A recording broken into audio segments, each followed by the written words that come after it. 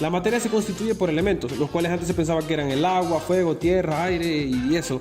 En larga vida al avatar. Y actualmente sabemos que hay 118 puestos en una tabla periódica, creado por Dmitri Mendeleev, la cual es una maravilla y ya veremos por qué.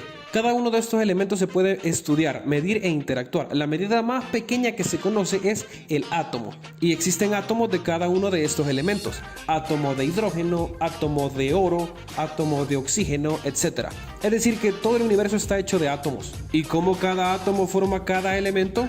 Bueno, vamos paso a paso. El átomo está conformado por partículas, pequeños objetos que dependiendo de la cantidad hacen que el átomo pese más o pese menos y forme cualquiera de estos 118 elementos. Primero conozcamos la partícula llamada protón, con una carga electromagnética positiva. Por otro lado tenemos el electrón de carga negativa y además tenemos el neutrón de carga neutra, es decir, ni positivo ni negativo. Como sabemos, los opuestos se atraen, por lo que los electrones giran rodeando a los protones, atraídos por ellos cual insectos en un foco. El tipo de elemento del átomo solo dependerá de una cosa, la cantidad de protones. Sí, depende de qué tantos tenga, es el tipo de materia que este átomo formará. Por ejemplo, el más sencillo es el hidrógeno, un átomo con un solo protón. Esto atraerá a un solo electrón y juntos hacen el hidrógeno. Si le agregamos otro protón, este ahora se convertirá en helio y además atraerá un electrón más. Esto es porque la carga del átomo debe ser cero. Si tenemos dos protones, que son carga positiva, necesitamos dos electrones, que son carga negativa, para llegar a cero. De esta manera solo restamos 2 menos 2 igual a 0. Fácil. Aquí, por cierto, tenemos un problema. La fuerza electromagnética hace que los opuestos se atraigan, haciendo que se acerquen los electrones, pero al mismo tiempo hace que energías iguales se repelen. Positivo con positivo no podría estar unido. ¿Qué pasa aquí? Pues la fuerza que atrae a los opuestos se llama electromagnética, y hay otra fuerza más fuerte que esa, que se llama fuerza nuclear fuerte y hace que los protones se junten. Además se agrega a la composición una cantidad de neutrones proporcional a los protones, en este caso 2. De esta manera tenemos 2 neutrones, 2 protones y 2 electrones. Los neutrones también aportan a la causa para que los protones no se despeguen y ese sería el átomo completo de helio. Si la fuerza nuclear fuerte no existiera, todo se desprendería y nos desvaneceríamos como los Avengers en Infinity War.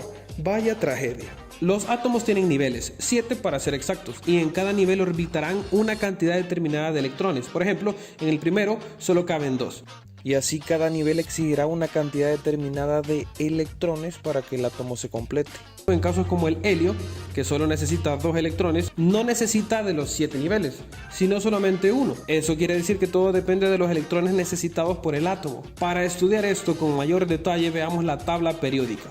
Cada elemento está representado con una abreviación. A su costado contiene un número grande. Esto se llama número atómico. Y ese número es la cantidad de protones que cada elemento le exige a sus átomos.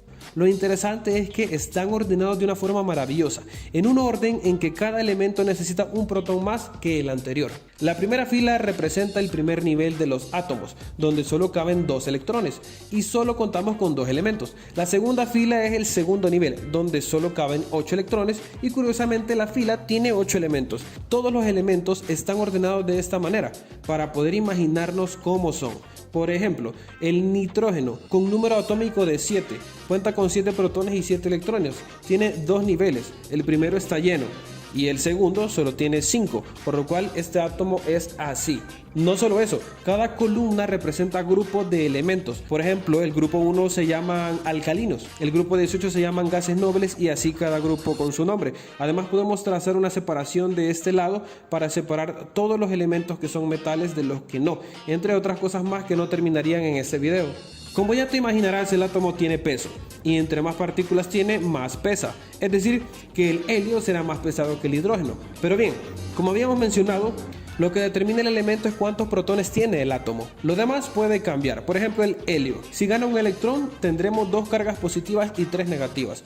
Por lo que 2 menos 3 dará menos 1. Su carga ya no es 0, sino negativa. O puede pasar al revés. El helio pierde un electrón, su carga no será 0, sino positiva, más 1. Cuando pasa esto, el átomo pasa a llamarse ion. Cuando tiene carga negativa se llama anión y cuando tiene carga positiva se llama catión. Además, también puede aumentar su masa sin necesidad de alterar lo antes mencionado. Tenemos un átomo de helio común y corriente. Y en vez de tener 2 neutrones, le agregamos uno más, pasa a tener 3. Ahora se le conoce como isótopo, ya que es un átomo pero con mayor peso. Resulta que los átomos pueden juntarse con otros átomos, ya sea del mismo elemento o de otro, y juntos forman lo que se llama molécula. Y con las moléculas por fin formamos sustancias químicas. Depende de cómo están enlazados los átomos será el estado de la sustancia. Si están muy unidos será sólido, si están dispersos será líquido y si están muy separados será gaseoso. Existen diferentes tipos de moléculas según la cantidad de átomos que tenga. Moléculas monoatómicas de un solo átomo, por ejemplo el oxígeno, tiene el mismo átomo pero 2 veces, pero al final solo es un tipo, por eso es monoatómica. Moléculas diatómicas por 2 tipos de átomos, como el agua, el famoso H2O, 2 de hidrógeno y 1 de oxígeno. ¿Quién diría que el agua, después de ser considerada como un elemento, pasaría a ser formada por elementos? Y bueno, así podemos seguir hasta las macromoléculas, que es una cadena molecular con muchos átomos. También se les conoce como polímeros. Y puede que algunos se estén preguntando, ¿por qué se forman las moléculas o cómo se terminan enlazando estos átomos? ¿Es al azar o ya están destinados? Bueno, todo nace de los niveles. El átomo por inercia buscará que sus niveles estén llenos. Por ejemplo, el nitrógeno tiene 7 electrones, de los cuales solo le alcanza para tener 5 en su segundo nivel, que se llena con 8, es decir, le faltan 3. En este caso, puede compartirlos con el hidrógeno, ya que este átomo solo tiene 1, y al compartirlo, el hidrógeno no pierde su electrón, y el nitrógeno gana 1. Si esto lo hace con 2 hidrógenos más, completa sus 3 electrones faltantes.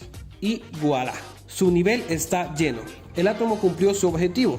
Y en lo que lo cumplía, acaba de crear el NH3, amoníaco para los amigos. Pero esto es porque también a los hidrógenos les conviene, pues ellos también necesitan otro electrón más para completar su nivel, que les exige 2 electrones. Entonces el nitrógeno también les comparte un electrón más y juntos, entre estos átomos, cumplen su objetivo. De esta manera sabemos cómo se comporta cada átomo y de por qué se terminan formando determinadas moléculas. Otro ejemplo es el agua. Nace porque al oxígeno le faltan 2 electrones en su último nivel, haciendo lo mismo que hacía el nitrógeno.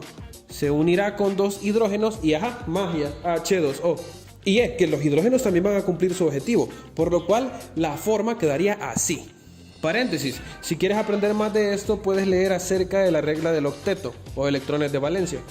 Existen casos que para lograr los objetivos anteriores los átomos prefieren ceder electrones para así perder su nivel dejando el anterior lleno, o viceversa. Para estas reacciones existen los aniones y los cationes. Este fue un extracto del video completo sobre esta temática. Si te interesa verlo y aprender más, tendrás el link en la descripción.